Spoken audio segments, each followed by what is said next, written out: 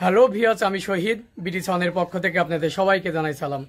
আজ আপনাদের আমার পিছনের দেখতে পাচ্ছেন রসুন ফুল বা রেন লিলি যাকে বলে, সেই ফুলের পরিচর্যা সম্পর্কে আপনাদের জানানোর চেষ্টা করব। চলুন। 5 লিটার বোতল কেটে প্রায় 2 ইঞ্চি রেখে মাটি পুড়িয়ে দিতে হবে।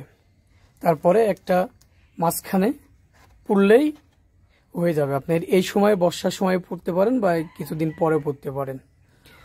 পড়লে পরে আপনার 1 বছর পরে অপেক্ষা করতে হয় ফুল ধরার পর। এর আসলে তেমনটা পরিচর্যা করা লাগে না, কারণ এখানে এটা হলো আগে ঝড়ে জঙ্গলেই হতো। এখন অনেকেই শখের বসে বাগানিরা ছাদে বা বাড়ির আশেপাশে বা গেটে রাস্তার ধারে লাগাই। তো এটাই পরিচর্যা, আসলে তেমন কিছু পরিচর্যা লাগে না, কারণ বর্ষার এই সময় বৃষ্টির পানি যখনই পায় তখনই এরা এবং সবুজ এবং ফুল ফোটে। বর্ষার প্রচুর যখন এই সময় যখন পানি ওঠে মানে বৃষ্টি হয় তখনই কিন্তু ফুল ফোটে। এই আসলে পরিচর্যা করা লাগে, তবে শীতকালে একটু পরিচর্যা করা লাগে।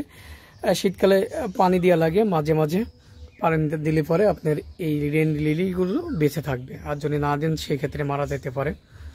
তো দেখতে পাচ্ছেন আমার এই জায়গা বেশ কয়েকটা, এবং এ পাশে যদি দেখাই এটা হলো সাদা জাতের, এটা এখনো ফুটি নাই।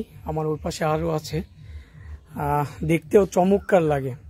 দেখতে পাচ্ছেন একদম মানে কি বলবো, সকালবেলা মন ভালো করার এর থেকে আর অন্য কিছু বেটার হতেই পারে না।